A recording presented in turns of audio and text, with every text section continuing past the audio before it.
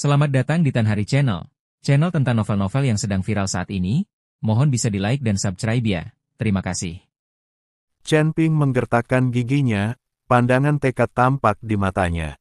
Dia mengeluarkan cambuk ajaib dari tangannya, yang khusus digunakan untuk menahan para pembudidaya iblis.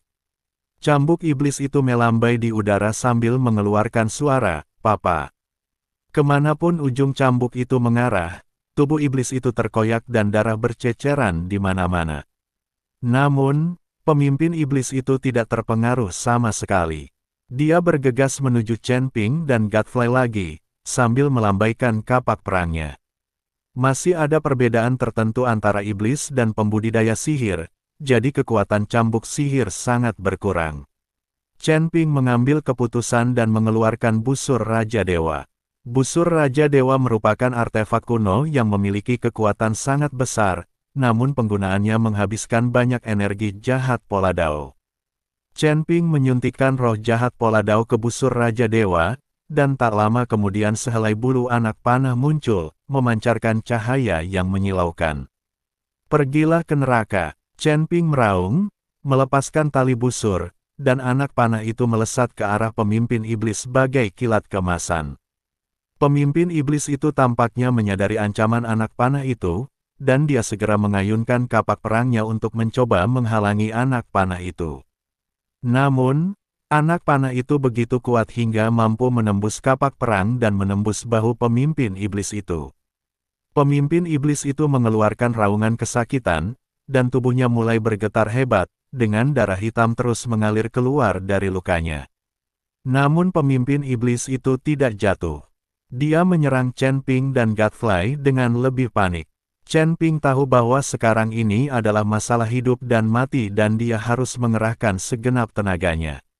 Keluar, Chen Ping merilis Fire Kirin. Begitu kirin api muncul, suhu di sekitarnya langsung naik, lalu mengeluarkan raungan panjang ke langit dan menyerbu ke arah pemimpin iblis.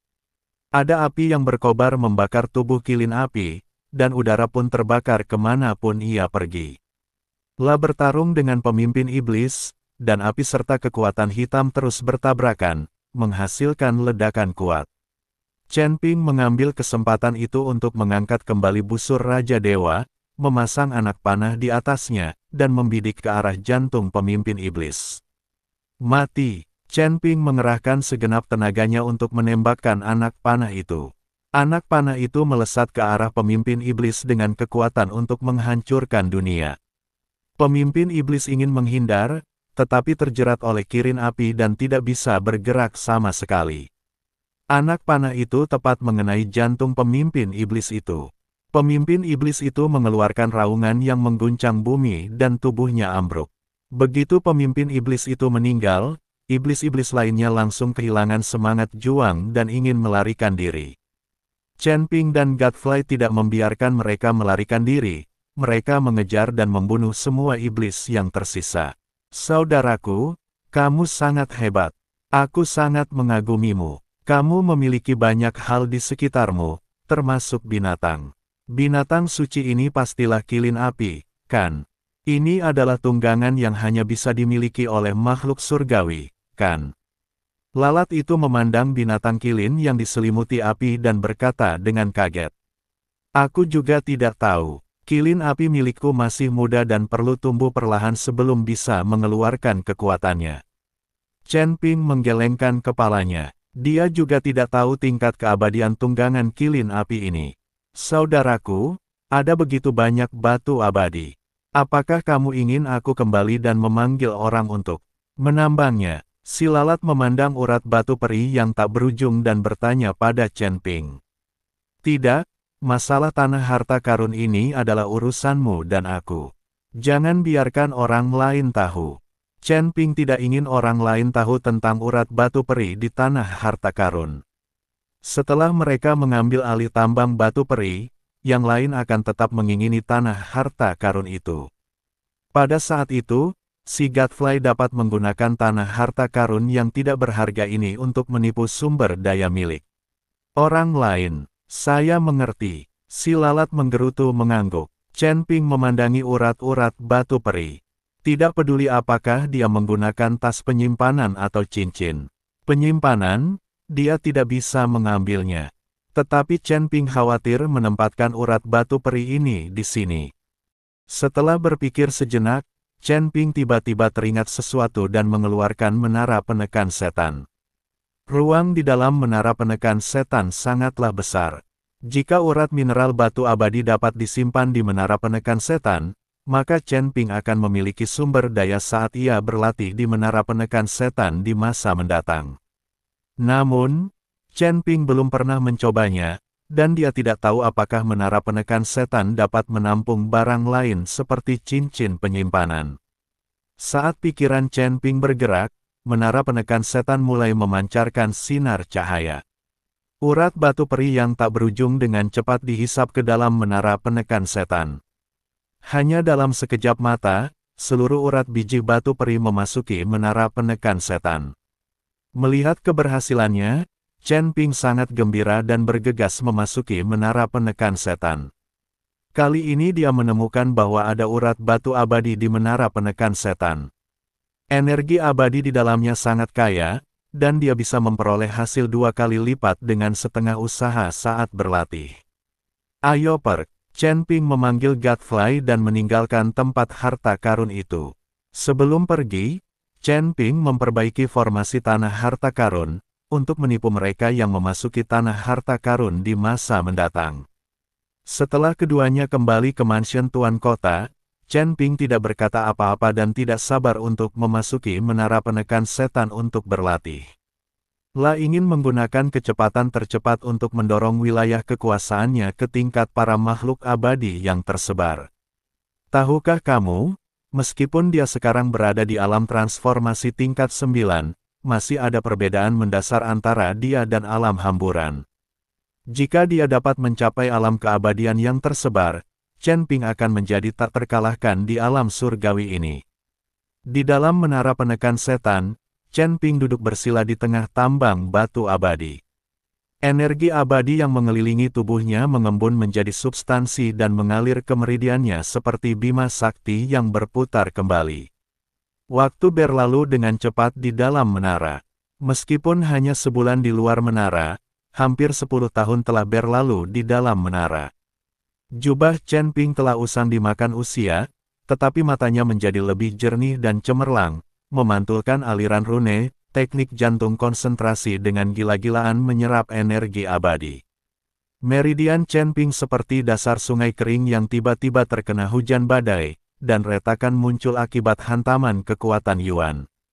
Pembuluh darah menonjol di dahi Chen Ping dan darah mengalir dari sudut mulutnya, tetapi dia tiba-tiba menggigit lidahnya dan menggunakan esensi darahnya sendiri untuk memaksa kekuatan abadi yang tersebar berkumpul di dantiannya. Chen Ping tahu bahwa ia telah mencapai momen kritis dalam menerobos alam keabadian yang tersebar. Di luar, awan-awan di atas istana Raja Kota tiba-tiba berputar aneh, membentuk pusaran gelap. Petir bergerak dalam pusaran bagaikan ular perak, dan gemuruhnya membuat burung-burung dalam jarak 100 mil jatuh ke tanah. Para pendeta yang menjaga kota mengeluarkan senjata ajaib mereka dan menatap langit dengan ngeri. Pemandangan semacam ini jauh lebih mengerikan daripada saat pasukan iblis menyerang. Di dalam menara penekan iblis, rambut Chen Ping berdiri tegak, dan lambang penekan iblis kuno muncul di sekujur tubuhnya. Garis-garis ini berkelok-kelok seakan-akan mereka adalah makhluk hidup, menekan dan meredam kekuatan magis yang berkecamuk dalam tubuhnya. Dengan suara gemuruh yang memekakkan telinga, cahaya keemasan yang cemerlang keluar dari tubuh Chen Ping, menembus menara dan melesat langsung ke langit. Petir dalam pusaran itu tertarik oleh cahaya keemasan dan menusuk menara penekan iblis seperti ribuan anak panah. Namun, saat bersentuhan dengan cahaya keemasan, ia berubah menjadi cahaya bintang dan menyatu ke dalamnya. Ledakan, terdengar suara keras di menara, dan napas Chen Ping tiba-tiba melonjak. Dia perlahan membuka matanya, dengan cahaya seperti bintang mengalir di matanya, dan tekanan unik dari skateret. Fairyland menyapu keluar seperti air pasang. Menara penekan setan bergetar hebat, dan tanda-tanda di menara menjadi semakin terang, seolah-olah bersorak untuk transformasi Chen Ping. Di luar menara, Godfrey dan yang lainnya memegang erat senjata mereka di pinggang, jantung mereka hampir melompat keluar dari dada mereka. Dia belum pernah melihat pemandangan yang begitu mengerikan dan berdoa secara diam-diam untuk Chen Ping di dalam hatinya. Di wilayah berbagai ras di alam surgawi tingkat pertama, banyak sekali laki-laki kuat yang mengarahkan pandangan mereka ke arah kota badak. Mata mereka dipenuhi dengan keterkejutan dan kebingungan. Mereka tidak tahu keberadaan macam apa yang dapat menimbulkan fenomena mengerikan seperti itu di langit dan bumi. Ketika cahaya menara penekan setan berangsur-angsur menghilang, Chen Ping berjalan keluar perlahan-lahan dengan tangan di belakang punggungnya. Setiap langkah yang diambilnya seakan-akan berada di kehampaan, dan setiap gerak-geriknya memancarkan aura penindasan yang membuat orang tidak berani menatap langsung ke arahnya. Si lalat Godfrey memandang Chen Ping yang tampak bagaikan dewa di hadapannya, tenggorokannya bergerak, tetapi dia tidak tahu harus berkata apa. Chen Ping baru saja melangkah ke alam abadi yang tersebar, tetapi tekanan yang ditunjukkannya begitu besar, bahkan seorang kultivator di alam abadi yang tersebar tingkat ketiga tidak berani menatapnya secara langsung. Inilah bedanya, ia lahir dengan darah naga emas, sedangkan ia hanya seekor badak. Menantu laki-lakiku tersayang, kamu benar-benar telah mencapai alam keabadian yang tersebar. Mungkinkah fenomena aneh tadi disebabkan oleh terobosanmu ke alam keabadian yang tersebar? Bai Yi melihat Chen Ping keluar dan telah mencapai alam abadi yang tersebar, dan bertanya dengan penuh semangat. Aku juga tidak tahu, tetapi ketika aku menerobos alam besar, fenomena langit dan bumi memang sedikit lebih kuat daripada yang lain. Kata Chen Ping, saudaraku, ini lebih dari sekadar sedikit. Aku khawatir bahkan seluruh langit pertama telah waspada. Mereka yang tidak tahu mungkin berpikir bahwa seorang pria kuat dari alam yang lebih tinggi telah tiba. Si gila abadi memandang Chen Ping dengan rasa iri di wajahnya dan berkata. Chen Ping hanya tersenyum tipis. Dia sekarang tahu bahwa dengan tingkat kekuatannya saat ini, dia dapat dengan mudah mencapai surga tingkat pertama.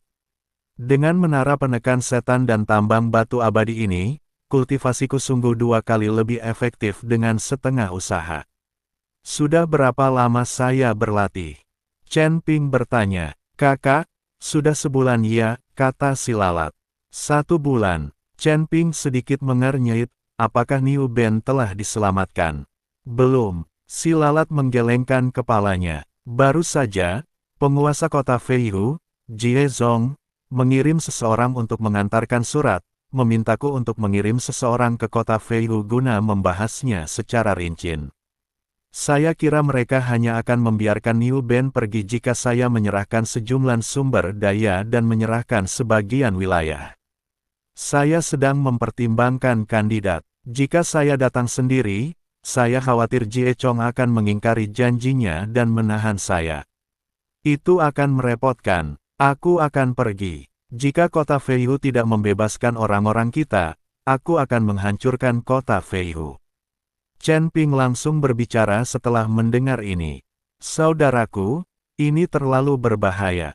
Meskipun kamu sekarang telah menembus alam abadi ketiga dan tidak takut pada orang lain dalam hal kekuatan, bagaimanapun juga, kota Feihu memiliki banyak orang. Seperti kata pepatah, 2 tinju tidak akan mengalahkan 4 tangan. Jika Jie Zong sudah bertekad, bukankah itu sama saja dengan membiarkan seekor domba jatuh ke mulut harimau? Aku tidak bisa membiarkan adikku dalam bahaya hanya demi anak. Si Godfrey menggelengkan kepalanya dan menolak membiarkan Chen Ping mengambil risiko. Lao Niu, aku mengikuti kakak. Aku juga kenal Jie Zong. Mungkin dia bisa memberiku sedikit muka. Sang dewa gila berbicara, aku juga akan pergi. Aku tidak bisa membiarkan menantuku mengambil risiko sendirian. Ketika Bai Yi mendengar ini, dia ingin mengikuti Chen Ping juga. Dia tidak tega melihat Chen Ping mengambil risiko sendirian. Jangan khawatir, aku pasti akan menyelamatkan Niu Ben. Chen Ping menepuk bahu si Godfrey. Saudaraku, Bagaimana kalau aku mengirim beberapa ribu prajurit untuk mengikutimu, sehingga kamu dapat mengurusnya ketika saatnya tiba, kata si lalat pengganggu. Tidak, aku ke sana untuk berunding, bukan untuk bertarung. Kalau terlalu banyak orang, akan merepotkan. Chen Ping melambaikan tangannya. Saudaraku, jaga dirimu baik-baik. Jika situasinya tidak tepat, segera pergi dan jangan khawatirkan Niu Ben. Aku rasa Jie Zong tidak akan berani melakukan apapun pada Niu Ben. Si Godfrey memperingatkan Chen Ping. Chen Ping mengangguk, lalu membawa Bai Yi dan Feng Xian pergi dari rumah tuan kota. Mereka bertiga kembali ke Ling Hufang terlebih dahulu.